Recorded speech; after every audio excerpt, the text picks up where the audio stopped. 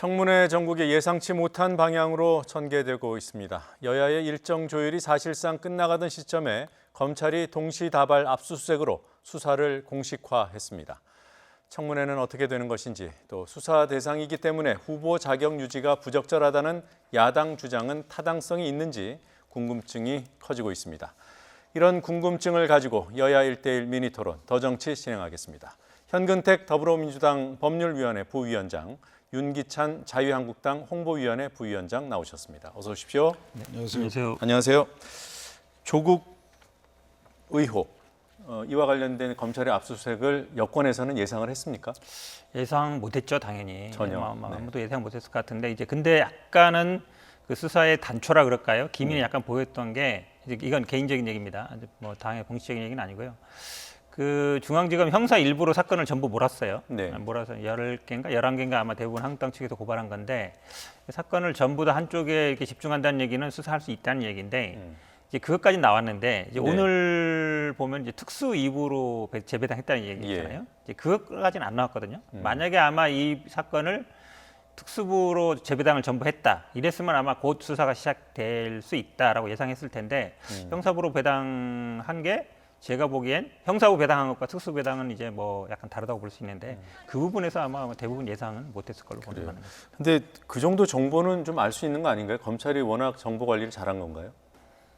이게 아마 이제 그 동안에는 뭐 민정이라든지 아니면 특히 법무부 근데 이게 아마 이런 부분이 있는 것 같아요. 원래 아마 중요 사건은 네. 검찰에서 수사 압수수색을 하거나 수사를 개시할 때 이제 법무부에 보고하게 돼 있습니다. 그럼 법무부가 다시 이제 청와대 민정 통해서 보고하는 형식인데 지금 언론의 보도에 의하면 법무부에 보고를 안 했다라고 하는 거거든요. 근데 그게 네. 맞는 것 같습니다. 왜냐하면 법무부 보고했다 그러면 법무부 지금 인사준비팀은 법무부에서 나와 있거든요. 그렇죠. 법무부에서 네. 나와 있는데 이분들한테 어떤 식으로든 간에 전해질 가능성이 있고 이렇게 본다 그러면 제가 보기엔 법무부에 알리지 않을 가능성이 많다. 그럼 뭐 청와대도 뭐 공식적으로 알리지 않았겠냐라고 보는 게 맞는 것 같습니다. 알겠습니다. 한국당에서도 예상을 전혀 못했을까요? 예, 뭐 강제 수사 바로 돌입할 거라는 예상은 하지 못했고요. 네. 뭐 이 수사 시점과 방법에 대해서는 사실 검찰이 정하는 거기 때문에 그 부분에 대해서는 일단 원칙적인 수사라고 생각을 하고 있습니다. 알겠습니다. 자, 앞으로 청문회 일정은 어떻게 되는 겁니까? 그러니까 지금 한국당에서는 수사 대상인 법무부 장관 후보자 이거는 맞지 않다 이런 입장을 이미 냈더군요. 이게 법무장관이 사실은 일반적으로 이제 검찰 직원들을 지휘 감독하고요. 네. 그다음에 이제 수사 관련해서는 구체적으로는 총장을 지휘하게끔 돼 있어요. 그래서 11건 고소고발 받는 것 자체도 문제지만 네. 일단 강제 수사가 시작됐다는 것은 법원 입장에서 영장을 발부했다는 겁니다. 예. 압수수색 영장을 발부했다는 것이고 그것은 수사의 필요성을 강하게 인정했다는 것이기 때문에 어찌 보면 더욱더 명분이 사라졌다는 의미고 네. 하나 추가해서 말씀드리면 일단 조국 후보자께서 늘 주장하셨던 것은 이러이러한 미진함에도 불구하고 개혁을 위해서는 본인이 해야 될 역할이 있다. 네. 이런 취지로 말씀하셨는데 지금 이런 강제 수사의 대상이 된 분이 개혁의 주체가 될 수 있는지에 대해서 강한 의구심이 들게 된 거죠. 검찰의 수사가 검찰 입장에서 개혁 주체임을 거부하는 그런 시그널 이렇게까지 보나요? 뭐 시그널이라고 보지는 않지만 일단 사실관계를 놓고 보면 네. 모양새로 보면은 맞지는 않죠. 수사 대상이 강제 수사 대상이 되셨는데 그 강제 수사의 대상이 되신 분이 개혁의 주체라고 자부하기는 쉽지 않다. 예. 검찰의 공식 수사, 압수수색까지 받는 수사 대상자가 장관 후보자, 그것도 법무부 장관 후보자가 되는 것이 부적절하다. 일견 합리적으로 들립니다. 어떻습니까? 근데 그거는 제가 보기에 뭐 조국 그 후보자가 어떻게 하는 부분은 아니고요. 사실은 이제 고소고발을 지금 한국당 측에서 했습니다. 10건, 11건 정도 되는데 물론 뭐 시민단체에서 한 것도 있습니다만 그러면서 이제 빨리 수사를 해라. 그리고 수사를 안 하면 특검으로 갈 수 있다. 그리고 뭐 특검 법안도 낸다 이런 얘기가 있었기 때문에 예. 이 수사 대상이 됐다고 해서 당장 지금 뭐 후보를 사퇴해라라는 건 말이 안 되는 것 같고요. 네. 근데 이런 부분이 있습니다. 이게 청문회와 이 수사를 동시에 가는 게 맞느냐? 이거는 근본적인 의문을 가질 수 있어요. 왜 네. 그러냐면 청문회란 거는 결국 국회의 권한이고 청문회에서 나올 사람들, 증인들, 참고인들이 모두 아마 제가 보기에 수사 대상도 겹치게 됩니다. 네. 그러면 후보자 본인이야 뭐 본인이 뭐 어쨌든 답변을 하겠지만 이 증인이나 참고인으로 나오는 분들은 이게 내가 수사 대상인데 내가 왜 나갔느냐. 1번 네. 나올지 여부에 대해서 판단을 할 수가 있고 그러니까 참고인 같은 게 안 나와도 되지만 증인은 출석 의무가 있거든요. 네. 나왔을 때 또 내가 지금 수사 대상인데 답변을 못 하겠다라고 얘기했을 때 이런 부분이 있어서 제가 보기에는 이 청문회 하기 전에 수사를 본격적으로 시작한 부분이 입법부의 권한과 아니면 뭐 물론 이 행정부 검찰도 행정부의 권한이긴 합니다만 그래도 준사법기관인데 좀 성급한 게 아닌가 이런 생각이 듭니다. 최소한 네. 청문회 결과는 지켜보고 미진한 결과가 나오면 이 부분에 대해서 수사하겠다 이런 게 제가 보기에 맞다고 보거든요. 왜냐하면 이게 급박적으로 수사할 필요성이 이제 증거인멸의 우려예요. 결국은 예. 증거인멸의 우려인데 지금 대부분의 사건들은 다 과거 일입니다. 그러니까 입학이라든지 아니면 이런 부분들이 뭐 펀드라든지 소송이라든지 웬만하면 재판 기록이라든지 이런 거는 다 법원에 있을 것이고 예. 그다음에 입학기관 다 대학교에 있을 것이고 그래서 증거인멸은 당장 있지 않은데 왜냐하면 이게 서류들이 뭐 누가 예를 들어 당장 뭐 감추거나 이래서 없어질 사안들은 아니거든요. 입학 서류라든지 아니면 뭐 재판 서류들이 그렇게 본다 그러면 청문회 결과는 지켜보고 수사를 하는 게 맞지 네. 않은가. 개인적으로는 그렇게 판단하고 있습니다. 검찰 수사가 진행되는데 청문회가 병행되기는 어려울 수도 있다. 가능한가요? 일각에서 이제 오히려 그 지금 부위원장님 말씀하시는 그 말은 야당에서 혹시나 만에 네. 하나 이런 수사가 금방 말씀하신 대로 뭐 자료 제출 거부나 증언 거부에 어떤 법적인 핑계거리로 작용하지 않을까라는 염려를 하는 것은 일부 있긴 있어요. 그런데 네. 저희는 검찰에서 그런 의도로 했다고 보여지지는 않고요. 오히려 이제 특수부서에서 했다는 것은 권력형 비리를 전담하는 곳이기 때문에 이 사건의 그 그림을 뭐 형사 1부에서 명예훼손 사건 전담 부서인데 이렇게 보지 않고 혹시나 권력형 비리의 혐의가 있을 수도 있다. 따라서 예. 철저히 파헤치겠다는 의도로 저는 일단 좋게 받아들이고 있습니다. 네. 만약에 검찰이 오늘 밝힌 대로 시간이 지나면 자료 확보하기가 어려워지기 때문에 국민 관심이 커서 압수수색을 했다 이런 입장을 밝히지 않았습니까? 그럼 자료 확보를 일단 해놓고 청문회 이루어지는 시점에는 수사를 잠시 중단하는 그런 형태도 가능한가요? 청문회와 겹치게 수사는 하지 않을 것으로 보입니다. 예를 들어서 소환 대사, 그러니까 이게 자료 분석이 좀 시간이 걸리지 않습니까? 예. 지금 근데 여야가 합의한 시점은 지금 9월달 2일, 3일이기 때문에 그때까지는 아마 그 관련자들 소환 조사는 쉽지는 않을 거예요. 네. 그럼 압수수색 해놓고 이후에 강제 수사를 진행하는 것은 좀 보류할 수 있다 이렇게 예상하는군요. 그렇죠. 사람들을 소환해서 신문하거나 이런 그 절차는 어차피 압수물 분석에 시간이 소요되기 때문에 예. 청문회 절차와 겹치지는 않는다 이렇게 생각합니다. 당장 부르진 않아도요. 이미 네. 압수수색을 했다 그러면 이제 강제 수사가 시작된 거라고 보는 게 맞거든요. 네. 나머지 이제 사람을 소환하거나 이런 부분들은 이제 당연히 압수물 분석 이후에 하지만 제가 말씀드리는 거는 이제 어쨌든 여기 나오는 증인이나 참고인들이 입장에서는 예. 본인들이 다 이제 수사를 받게 된 상황인 걸 다 예상할 수 있기 때문에 과연 청문회 일정에 본인 아직 이제 증인 합의도 안 됐거든요. 네. 이제 한국당 측에서는 뭐 80명 이상 가족들 전부 불렀는데 이분들 가족들이 아니라 제3자라도 제가 보기에는 뭐 수사의 대상도 다 될 텐데 지금 대부분 대학교 교수나 이런 분들이거든요. 네. 이런 분들이 과연 청문회에 당연히 뭐 소환 요구서야 여야다 합의를 해서 네. 보낸다. 소환 요구서를 5일 전에 보내게 돼 있거든요. 오늘 정도 보내야 이제 다음 주에 할 수 있는데 근데 그분들이 나와서 과연 자유롭게 진술을 할 수 있겠느냐 이런 부분들이 네. 있다는 것이죠. 그러면 지금 수사가 이미 시작된 마당에 민주당에서는 청문회가 이루어지는 것이 부적절하다는 쪽으로 그건 입장을 낼 아닙니다. 건가요? 그건 아니고요. 지금 어쨌든 그 수사는 별개로 이루어지는 것이고 청문회는 네. 지금 날짜 부분이 아직 이제 확정이 안 됐거든요. 네. 2일, 3일이 법사위에서 얘기는 됐지만 지금 원내 지도부에서는 이거를 받아야 되는지 말아야 되는지에서 예. 결론을 못 내렸고 대부분 아마 재협상을 해야 된다. 왜냐하면 기본적으로 9월 2일까지가 국회의 권한인데 네. 9월 2일 넘어가는 거는 이제 국회의 권한이 아니거든요. 대통령의 권한인데 그것까지 사전에 양해를 구하지 않고 대통령의 권한을 침해하는 건 안 된다. 그러니까 9월 2일 전에는 끝내야 되는 거 아니냐. 예. 이 부분에 있는 것 같아요. 핵심이. 그러니까 하루 하느냐 이틀 하느냐가 중요한 게 아니라 이제 네. 결국 국회의 권한이냐 대통령의 권한이냐 그 지점에서 제가 보기엔 원내대표에서는 고민하는 것 같습니다. 네. 근데 그게 대통령의 권한은 아니죠. 왜냐하면 저는 그 이제 보도 내용을 많이 들었는데 실제 20일 내에 제출된 뒤로 20일 내에 청문을 마치게끔 돼 있습니다. 그건 마치는 게 제일 좋고요. 근데 만약에 맞춰지지 않는다면이란 또 뒤에 조항이 있어요. 예. 맞춰지지 않을 경우에는 대통령께서 10일 이내 범위에서 재송부 요청을 하게 되는 거예요. 네. 꼭 그 기간 내에도 혹시나 재송부 요청한 기간 내에도 청문 보고서가 도착하지 않으면 그때 비로소 대통령께서 인사를 할 수 있는 거거든요. 예. 따라서 맞춰지지 않은 것뿐이지 이게 국회 권한이 아니고 대통령께서 재송부 요청을 해야만 그 뒤에 청문회를 할 수 있는 이게 아니에요. 예를 들면은 그때까지도 맞추지 않아요. 9월 3일까지도 안 되고 대통령께서 3일 정도 시한을 두고 이때까지 재송부 요청을 했어요. 근데 3일 내에도 국회가 하지 않아요. 그럼 대통령께서 임명하면 되는 겁니다. 근데 마치 대통령께서 재송부 요청을 해야만 그 기간 내에 국회가 다시 청문회를 여는 거 이렇게 어떤 조건부 규정이 아니거든요. 이거는 별도로 흘러가는 그 자, 법조항이에요. 이게 복잡하니까요. 제가 네. 이제 하나씩 네. 나눠서 하겠습니다. 인사청문회법 구조에 보면은 상임위에 인사청문 요청서가 청와대로부터 와서 회부된 날로부터 15일 이내에 청문회를 있죠. 하도록 돼 있죠. 네. 그 시점은 8월 30일 맞습니까? 맞습니다. 예. 네, 그거는 이제 넘어가는 거고요. 그런데 이제 6조에 보면은 20일 이내에, 그러니까 제출된 날로부터 20일 그렇죠. 이내에 신문과 청문 절차를 마무리하도록 돼 있죠. 거기도 동의하시죠? 네. 그 시점이 9월 2일인 것도 맞죠? 맞습니다. 네. 그러면 그거 끝나고 나서 그때까지 그 인사청문 보고서가 안 들어왔을 때 대통령은 재송부를 요청할 수도 있고 그냥 임명할 수도 있는 거 아닙니까? 맞습니다. 예. 임명할 수는 없습니다. 재송부 재송부 요청 없이 임명할 수는 없어요. 아 그래요?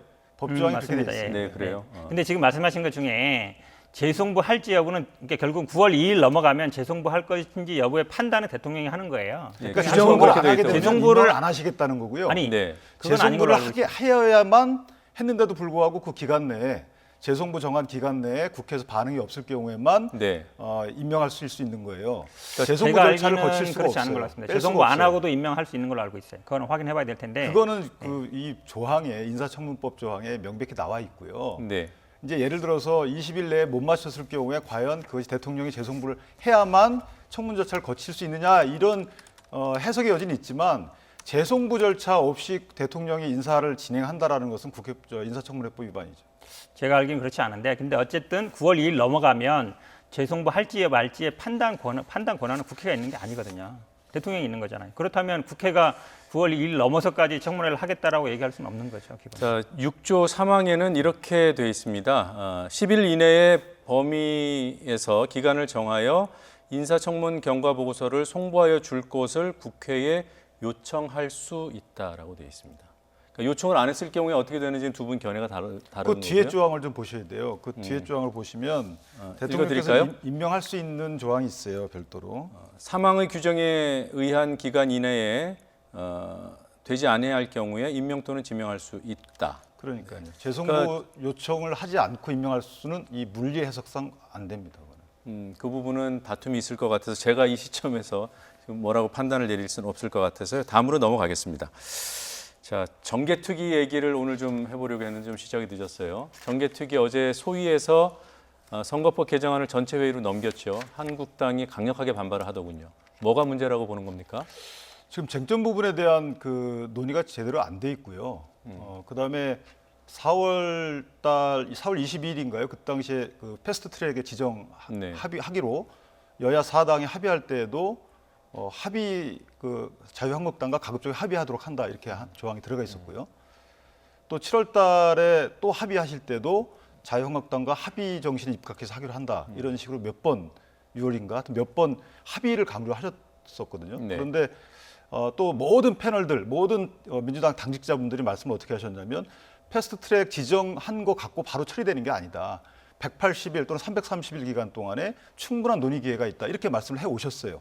근데 갑자기 이것을 소위에서 의결한 뒤에 이제 전체회의로 넘기고 전체회의에서 뭐 빠르면 내일 뭐 이렇게 의결한다는 거 아니겠습니까? 그런데 이게 이제 절차상 그다음에 예. 그동안 논의되었던 과정상 문제고요. 또 네. 하나는 쟁점이 6가지로 저희가 분류를 하고 있는데 이 쟁점에 대한 논의가 사실 2가지뿐이 안 됐다는 겁니다. 저희 입장에서는 나머지 4가지에 대해서는 쟁점이 논의가 되지 않았음에도 불구하고 오로지 시행을 위해서 이렇게 빨리 의결하는 것은 문제가 있다 이런 취지의 주장이고요. 네. 한 가지만 더 말씀드리면 저희가 이제 안건 뒤에 나오겠지만 안건 조정 그 소위를 구성을 요구했는데 네. 이 안건 조정 소위 구성과 관련된 법 규정 절차에 반하는 절차 추진을 하고 있다. 이것이 저희가 주장하는 그거 조금 있다가 그 안건조정위원회 얘기를 할 때 해보고요. 한국당에서 그 지금 처리하면 안 된다라고 얘기하는 것이 그동안 쟁점 논의가 충분치 않았다. 이 부분에 대해서 어떻게 판단하십니까? 그건 핑계고요. 지금 이 선거법 얘기가 뭐 1년 가까이 된 얘기라서 쟁점 뭐 뻔합니다. 뭐 비례대표를 늘릴 거냐 말 거냐, 지역구를 늘릴 거냐 말 거냐. 이 얘기 아마 제가 보기엔 우리 여기서도 막 수십 번 얘기했고 국회에서도 아마 의원들이 만나면 아마 얘기할 것 같아요. 그래서 이 부분이 뭐 논의가 덜 됐다는 얘기는 그냥 시간 끌기를 하겠다는 핑계밖에 안 되는 것이고, 지금 이제 정개특위 가장 중요한 게 정개특위가 지금 8월 말까지밖에 안 됐다는 거예요. 결국은 그렇다 그러면 정개특위 빨리 접고 그냥 원래 있던 이제 행안위로 가든지 아니면 이렇게 하겠다라는 뜻이거든요. 근데 저희 입장에서야 이 정개특위를 만든 이유가 이거 처리하기 위해서 만든 겁니다. 이거 처리 못하면 사실 정개특위 필요 없는 거예요. 사개특위는 모르겠습니다만 정개특위는 이 선거법을 만들기 위해서 만든 법인데 이게 작년 12월 15일부터 벌써 몇 개월입니까? 벌써 7, 8개월 이상 계속 되었고, 이 패스트트랙 고소고발 사태 이것 때문에 이루어진 거 아닙니까? 다시 또 그냥 시간 끌게 하겠다. 그냥 어찌 보면 계속 시간 끌어서 내년 선거 전에 통과 안 되도록 하겠다. 저는 뭐 그런 의사를 갖고 있는 거라고 봅니다. 정개특위가 원래 지난해 12월에서 올해 6월로 한 차례 연장이 됐고요. 그리고 다시 2개월 연장이 돼서 이제 8월 31일까지 시한이 아니겠습니까? 그 기간 안에 선거법 개정안을 처리하는 것이 원칙인가 아닌가? 거기에 대한 의문점이 있습니다. 정개특위의 활동 기한은 네. 반드시 그 기한 내에 처리한다가 아니고 또 연기하면 돼요. 또 연장하면 연장하면 되는 된다. 것이죠. 그러면 네. 연장을 저희가 반대하는 건 아닙니다. 연장하든지 아니면 행안위로 옮기든지 하면 되는 것이고, 예. 그뭐 말씀하신 대로 연동형 연동형 비례대표제와 관련된 건 논의가 됐고요. 다음에 석패율제 논의가 전혀 안 됐어요. 그다음 비례대표 추천 과정에 대한 법제화 전혀 논의가 안 됐습니다. 네. 선거법 연령 18세로 이완하는 거 전혀 논의가 안 됐어요. 이런 모든 선거 비례대표 수 논의가 안 되고 있어요.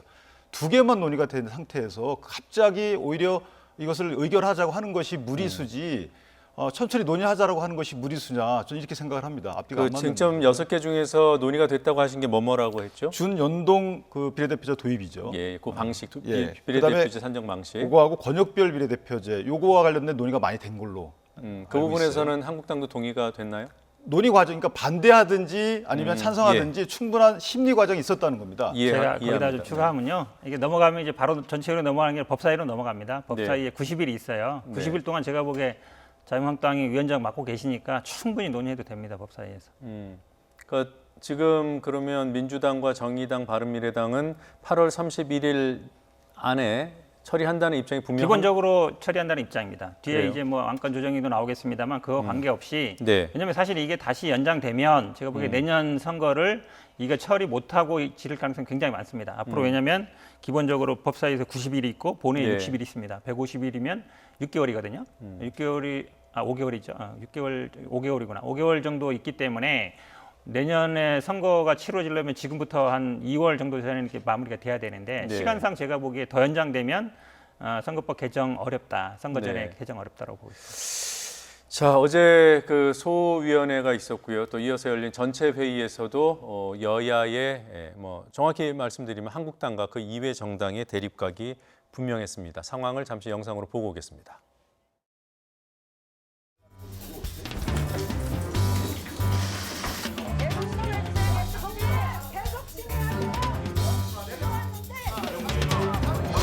가결되었음을 선포합니다. 자, 마치겠습니다. 뒤통수 때리고 김종민 위원님 두고 보세요.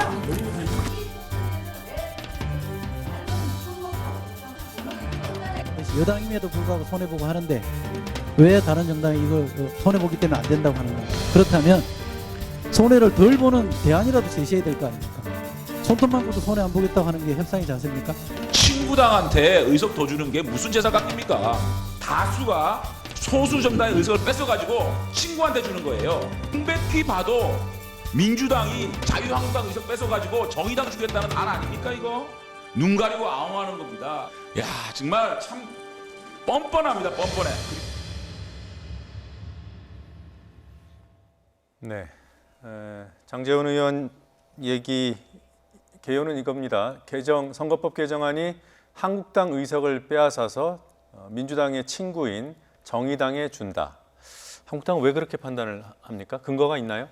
실제 시뮬레이션을 보면은 기존에 역대 나왔던 선거 결과를 다시 지금 논의되고 있는 이런 선거 규정에 따라서 대입해 보면 정의당 의석수 늘어나고 한국당은 줄죠. 물론 민주당도 줄는 걸로 나와 있습니다. 그러니까 저희가 판단해 볼 때는 한국당이 차라리 의석수를 가져가는 것보다는 친여 성향인 정의당으로 의석수가 가서 네. 여러 가지 정책 공조를 하는 것이 좋다고 민주당이 판단하고 있다. 그래서 이렇게 강하게 밀어붙인다라고 저희가 판단하고 있는 거죠. 네, 지금 뭐 시뮬레이션 결과는 중앙선거관리위원회에서 네. 제출한 것으로 아는데 같은 데이터를 보셨을 거 아니에요? 그렇게 판단할 여지가 있나요? 우리 당이 더 많이 줄죠. 이건 기본적으로 뭐 친구한테 주냐 마냐가 아니고요. 이제 거대 양당의 기득권을 포기할 수 있느냐 없느냐예요. 네. 그러니까 친구가 우연히 뭐 정의당이다, 민주당 가깝다라는 거는 우연의 일치이고 그 제3당이 사실은 보수당일 수도 있는 겁니다. 경우에 네. 따라 그렇지. 지금 현상만 그런 것이지. 네. 이거의 가장 큰 거는 기득권을 포기할 수 있느냐. 그러니까 제3당의 어쨌든 그러니까 기득권을 포기하고 기본적으로 어떤 비례성을 높이고 대표성을 높일 수 있느냐. 거기에 동의하냐 안 하냐 문제예요. 그래서 네. 지금 우연히 만약에 뭐 정의당이 어쩔지 모르겠지만 과거 시뮬레이션이 한다 그러면 국민의당이 더 많이 늘어나거든요. 만약에 그 국민의당이 지금 뭐 바른당이라 돼서 만약에 한국당이랑 가까울 수도 있는 것이고, 그러니까 그런 어떤 우연적인 요소가 아니라 기본적으로 한국당은 제가 보기에 기득권을 포기할 생각이 없다. 우리 당은 당연히 의석수가 줄매도 불구하고 기득권을 그래도 포기해서 어쨌든 비례성과 대표성을 강화하는 방향으로 선거제를 개혁하겠다. 거기에 예. 가장 큰 차이가 있는 것이죠. 네, 중앙선거관리위원회 시뮬레이션 결과 지난 총선 대입했을 때를 보겠습니다. 지난 20대 총선에서는 자유한국당이 아니라 새누리당이었고요. 그 다음에 국민의당, 지금은 뭐 민주평화당, 또 바른미래당, 또 대한정치연대 등으로 나뉘어 있는 국민의당 이렇게 있었고요. 정의당이 있었고요. 지금의 당시의 선거 결과를 지금 개정안의 방식대로 의석 배분을 했을 때 시뮬레이션 결과는 현재 대비 새누리당은 13석이 줄고요. 또 더불어민주당은 16석이 줄어들고요. 또 국민의당은 22석이 늘어납니다. 그리고 정의당은 8석이 늘어납니다. 정의당이 늘어나는 폭이 말씀하신 대로 적지 않고요. 또 현 부위원장이 말씀하신 대로 국민의당의 증가폭도 상당합니다. 이런 걸 보면 지금 뭐 어떤 당의 관계보다는 나중에 실제로 선거가 실시될 때의 여야 관계, 각 정당 간의 뭐 설정 이런 것이 중요하지 않을까 이런 생각도 듭니다. 그러니까 이제 명분을 내세우고 있지만 솔직히 말씀드려서 현재 또는 앞으로 예상되는 정치 지형을 반영해서 아마 각 당이 본인들의 실리를 주장하는 걸 거예요. 예. 지금 국민의당 같은 경우에도 뭐 여러 가지 이제 이합집산을 하고 있는데 어쨌든 뭐 지역적인 토대 또는 수도권에서의 정의당의 입지 이런 여러 가지를 고려했을 때 뭐 범진보 진영의 의석수가 훨씬 더 나아질 거라고 판단했기 때문에 민주당이 이거 찬성한다고 저희 보고 있고요. 예. 물론 명분은 여러 가지 있습니다. 비례성 원칙에 합당하다. 그래도 또 그에 반해서 또 부작용이나 단점도 많이 있단 말이죠. 그런 점에 대해서는 저희가 수차례 토론을 했지만 어찌됐든 그 어떤 것이 옳다는지에 대해서는 기준은 없는 것이고 또 하나는 이것을 반드시 21대에 이걸 적용해야 된다라는 것도 지상과제가 아니에요. 따라서 선거제가 옛날 문재인 대통령께서도 언급하셨지만 이것은 기본적인 룰이기 때문에 이게 뭐 한쪽에 유리하게 한쪽 심리를 진행하는 것 자체가 사실 무리수다. 그런 점에 비춰보면 바로 이걸 의결한다고 나오는 민주당의 태도는 옳지 않다. 저는 이렇게 생각합니다. 만약에 전체 회의에서 의결을 시도하면 한국당은 그 긴급 안건조정위원회 지금 신청해 놓은 거, 요청해 놓은 거 말고 혹시 물리력으로 제지할 그런 계획도 있습니까? 물리력을 행사할 만한 상황은 아니에요. 왜냐하면 지금 안건조정위가 사실상 저희가 신청하게 되면 그것은 이제 성립이 되는 거거든요. 나머지 구체적인 절차는 위원장이 진행을 하는 거지만 예. 만약에 이에 불구하고 전체회의에서 의결을 거친다. 그러면 그것은 법 위반이죠. 그 법 위반에 안건조정- 따라서 네. 그에 따른 절차를 진행할 겁니다. 안건조정위원회 지금 그 그래픽으로 설명이 나옵니다만 3분의 1, 그 위원회 3분의 1 이상이 요청하면은 하도록은 돼 있어요, 그렇죠? 네. 네. 지금 의석을 보면은 19석 가운데 7석이 네. 한국당이기 때문에 신청 요건이 됩니다. 네, 네. 지금 신청이 돼 있는 상황인가요? 네, 돼 있는 상황입니다. 그러면 구성을 해야 되겠군요. 구성하고 있는 중입니다. 하고 있는 중인데 문제가 지금 나옵니다만 네.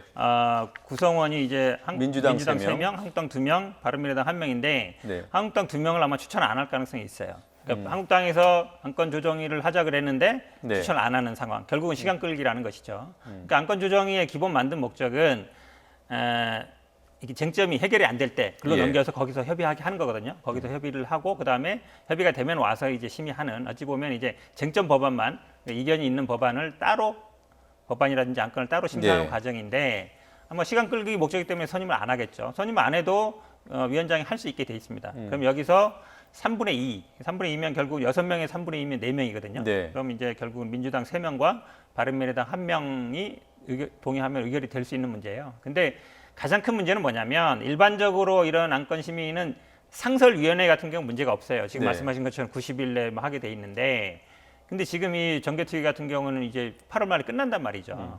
그럼 정개특위가 없어졌는데 그 안에서 만든 그 밑에 이제 어찌 보면 소위원회라고 볼 수 있는데 예. 정개특위가 없어졌는데 그 밑에 안건 소위가 그러니까 무슨 의미가 있겠습니까? 그러니까 정개특위가 만약에 종료된다 그러면 안건심의위원회도 의미가 없는 거거든요. 예. 그렇다 본다 그러면 어쨌든 여기로 가더라도 3분의 2 그러니까 일단 위원장이 한국당에서는 제가 보기에 2명 추천 안 할 가능성이 많기 때문에 위원장이 직권으로 선임하고 그다음에 그분이 안 나오면 제가 보기에 6명 중에 4명이 결의해서 안건 심의는 끝내고 그다음에 네. 어쨌든 전체회의 연다. 전체회의 열어서 결의할 네. 가능성이 많다고 봅니다. 뭐 그게 또 그- 맞고요. 절차는 복잡하지만 뭐 그리 시간이 오래 걸릴 것 같지 근데 않습니다. 그거는 유법이에요. 왜냐하면 법조문에 보면은 심리를 네. 안건조정위원회가 구성이 되고 심리를 90일 동안 하게 돼 있어요. 90일 이내 아닙니다. 그러니까 최장 90일로 아닌가요? 한다요. 90일로 한다. 그런데 위원장이 간사와 합의할 경우에는 90일 범위 내에서 정할 수 있다 하거든요. 네. 그러니까 90일로 딱 정해진 거예요. 그런데 위원장께서 간사당과 합의하면 예. 90일 범위 내에서 좀 땡길 수가 있는 거예요. 이거는 심리 보장입니다. 거기서 안건조정위원회가 구성이 됐다고 해서 바로 의결 절차를 예. 밟을 수는 없는 거예요. 근데 한 가지 맹점이요. 지금 지금 조국 법무부 장관 후보자가 지금 현장의 모습을 드러냈습니다. 네. 청문회 준비 사무실이 있는 덕선동 빌딩에 검찰 도착했습니다. 수사를 통해서 모든 의혹이 밝혀지기를 희망합니다. 다만 진실이 아닌 의혹만으로 법무검찰 개혁의 큰 길에 차질이 있어서는 안 될 것입니다. 끝까지 청문회 준비를 성실히 하도록 하겠습니다. 감사합니다. 네, 청문회 전 법무부 장관 후보자에 대한 압수수색이 처음으로 알고 있는데 이에 대해서는 어떻게 생각하십니까? 검찰의 판단에 대해서는 제가 왈가왈부하지 않겠습니다. 법무부 장관 되시면 사실상 검찰 지휘하는 역할 되시는데 관련 수사가 공정하게 진행될 거라고 보십니까? 법무부 장관은 검찰의 수사에 대해서 구체적 지휘를 하지 않습니다. 네, 평소와 다르게 오전에 출근하지 않고 누구와 어떤 의견 나누셨습니까? 특별한 거 없었고요. 약간 몸살기가 있었습니다. 그러다 따로 좀 늦게 나왔습니다. 청와대와는 최근에 뭐 의혹 관련해서 논의하신 게 있으신가요? 특별한 거 없습니다. 사퇴설이 계속 불거지고 있습니다. 이에 대해서는 어떻게 생각하십니까? 제가 할 수 있는 제 일을 하도록 하겠습니다. 그 청문회에서 모든 걸 밝힌다고 하셨는데 검찰 수사가 진행되면은 청문회에서 특별히 말할 수 있는 게 적어지지 않나요? 말을 못 하지 않나요? 검찰 수사를 받게 될 가족들과는 어떤 대화 나누셨습니까? 여론이 법무부 장관 구속값보다는 높아졌는데 관련해서 어떻게 네. 조금 전 조국 후보자의 발언 다시 한번 들어보죠. 모든 의혹이 밝혀지기를 희망합니다. 다만 진실이 아닌 의혹만으로 법무검찰 개혁의 큰 길에 차질이 있어서는 안 될 것입니다. 끝까지 청문회 준비를 성실히 하도록 하겠습니다. 감사합니다. 네, 청문회 전 법무부 장관 후보자에 대한 압수수색이 네, 들으신 대로 조국 후보자는 이번 검찰이 시작한 수사를 통해서 모든 의혹이 밝혀지길 기대한다라는 원칙적인 입장과 함께 의혹만으로 검찰 개혁의 큰 길에 차질이 있어서는 안 되겠다는 말로 이번 검찰 수사가 의혹으로만 진행되는 것이 아닌가라는 문제 제기를 한 것으로 보이고요. 그리고 법무부 장관이 되더라도 검찰 수사 당사자 수사를 받는 관련자로서 지휘를 할 수 있냐는 기자 질문은 이렇게 답을 했습니다. 법무부 장관은 구체적인 사건의 지휘를 하는 것은 아니다. 자, 두 분과 다시 얘기를 좀 나눠보죠. 뭐 보신 대로 정개특위 얘기는 조금 이따가 하도록 하고요. 법무부 장관은 관련 사건의 구체적인 지휘를 하지 않는다. 맞습니까? 검찰청법 취지는 이해를 하겠는데요. 예. 검찰청법의 내용과 사실 좀 맞지는 않죠. 구체적인 사건에 관해서는 검찰총장을 지휘하게끔 되어 있습니다. 검찰총장을 지휘할 수 있고 일반적으로 그 지시감독권은 있지만 사건에 관련된 지시권은 검사에 대한 지시권은 없지만 예. 검찰총장에 대해서는 있습니다. 그리고 조금 전에 뭐 조국 후보자가 답은 안 했습니다만 후보자로서 청문회에서 답변할 것이 제한되는 거 아니냐, 수사 대상인 부분에 관해서 이런 얘기를 했어요. 맞는 말인가요?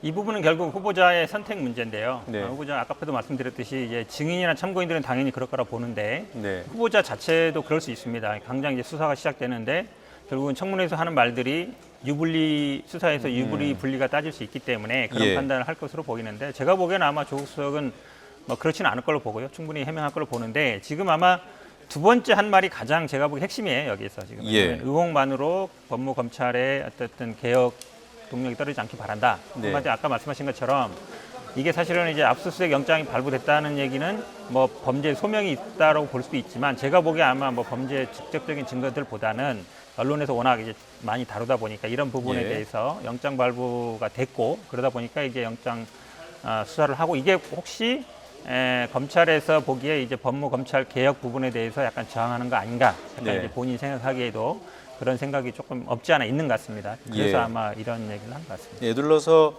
이번 검찰 수사의 부적절성을 지적한 것이라 이렇게 이게 청문회 전이기도 하고 지금 네. 현재 어쨌든 뭐 어떤 객관적인 증거가 나온 게 아닌 상태에서 의혹 네. 제기되는 상태에서 전격적으로 압수수색한 거에 대해서 어느 정도 약간 우려를 표시한 게 아닌가 돌려서 얘기한 것 같습니다. 네, 후보자가요. 이게 수사와 관련된 일이어서 답변하기 어렵다라고 청문회에서 얘기할 경우에 말을 강제할 방법이 있습니까? 답변을? 그럴 수는 없지만요. 그 후보자께서 늘 말씀해 오신 것처럼 소상히 청문회 과정에서 밝히겠다라고 예. 하셨기 때문에 그렇게 하면은 본인의 말을 또 어기시게 되는 거거든요. 그래서 막 그런 식의 청문 태도는 없지 않을까 이렇게 기대해 봅니다. 예, 알겠습니다. 지금 검찰이 진행하고 있는 수사의 대상자가 조국 후보자입니까? 아니면 가족들만 지금 대상이 되는 겁니까? 지금 현재는 아마 수사 대상이라 그러면요 고소 고발한 사람들을 볼 텐데 네. 지금 현재 보면 이제 한국당 측에서 대부분 고발을 했습니다. 후보자도 고발했지만 부인도 했고 동생도 했고 동생 전 부인도 했고 딸도 했고 네. 뭐 어머니도 했고 다 했거든요. 그러니까 뭐 오촌 조카도 했고 이래서 예. 사실은 뭐 피고발인이기 때문에 일단은 뭐 수사 대상은 모두라고 보는 게 맞는 것 같습니다. 알겠습니다. 자, 조금 전에 토론을 하다가 중단한 부분이 있어서요. 그거 잠깐 마무리하겠습니다. 정개특위는 8월 31일까지예요. 근데 안건조정위원회 이렇게 구성을 신청을 하면 90일을 할 수 있다 그랬는데 그 일주일도 안 남았는데 심사를 90일을 상정하고 한다는 게 좀 앞뒤가 안 맞지 않습니까? 그러니까 정개특위가 만약에 연장하지 않고 네. 31일자로 종료가 되면 네. 다시 행안위로 넘어가거든요. 행안위에서 별도로 또 안건조정위를 신청하면 되는 겁니다. 그러면 거기서도 마찬가지로 제가 말씀드린 이런 법조문 취지에 따라서 예. 90일 그 범위 내에서 이제 활동하게 되는 거죠. 90일 범위 내에서 그게 뭐 5일이든 6일이든 남은 기간 동안은 안건조정 심의를 해라 이런 요구군요. 그러니까 이런 건 그 다툼의 여지가 있어요. 지금 안건조정위회를 저희가 해가지고 네. 31일까지 가동이 되는데 30일까지 기간을 빼야 되는지는 뭐 다툼의 여지가 있지만 네. 별도로 행안위에 가서도 안건조정위원회를 구성할 수 있다라고 알겠습니다. 다음 정개특위 전체회의가 언제로 예정돼 있죠? 지금 뭐 날짜는 픽스는 아닌 것 같은데 어쨌든 이번 주 내로 처리한다는 게 기본 입장이고 네. 지금 계속 뭐 행안위로 넘긴다는 얘기인데 어쨌든 90일에 방점이 가 있어요. 90일 동안은 안 했으면 좋겠다는 거거든요. 근데 이게 만약에 뭐 정개특위가 끝나는데 안건 조정위가 무슨 의미가 있겠습니까? 어쨌든 정개특위 임기 기한 내에 끝내는 네, 게 민주당 등은 이번 주 안에 결론을 내겠다는 뜻이 분명히 그러니까 봅니다. 안건조정위원회를 만약에 저희가 2명이 추천하지 않으면 그 홍영표 위원장께서는 오후에 그 지명을 한다는 거 안건조정위원회를 아니겠습니까? 결의를 하겠다는 겁니다. 네. 지명을 해가지고 3분의 2 결의를 하겠다는 건데 저희 당에서는 그것은 관련법 위반이다 이렇게 생각하고 있습니다. 하여튼 추천을 안 한다는 그런 예상은 왜냐하면 활동 맞습니까? 기한을 안건조정위원회와 관련된 기한을 정해야 되거든요. 네. 근데 그거 없이 바로 그냥 추천을 받기 때문에 알겠습니다. 예. 자, 두 분 말씀 뭐 중간에 조국 후보자 생중계가 껴 있어서 토론이 왔다 갔다 했습니다만 그럼 그 부분은 양해를 구하겠습니다. 고맙습니다. 감사합니다.